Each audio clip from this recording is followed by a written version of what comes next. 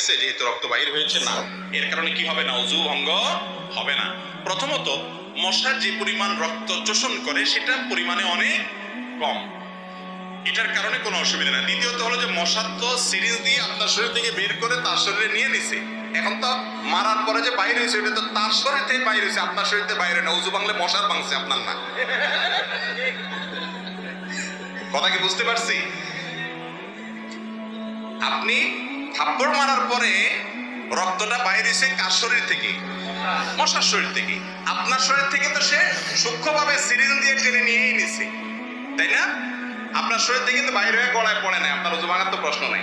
Syringe দিয়ে নেওয়ার পর এবার বেচারার শরীরে আপনি থাপ্পড় দিয়া সব রক্তগুলো বাইর করে ফেলছেন। ওযু গেলে কার যাবে? মশার যাবে। তো ওযু গেলেই কি না গেলে কি, বেচারা তো শেষ, মরে গেছে। আপনার নামাজও নাই, রোজাও নেই, অতএব এটা নিয়ে আপনার টেনশন করার দরকার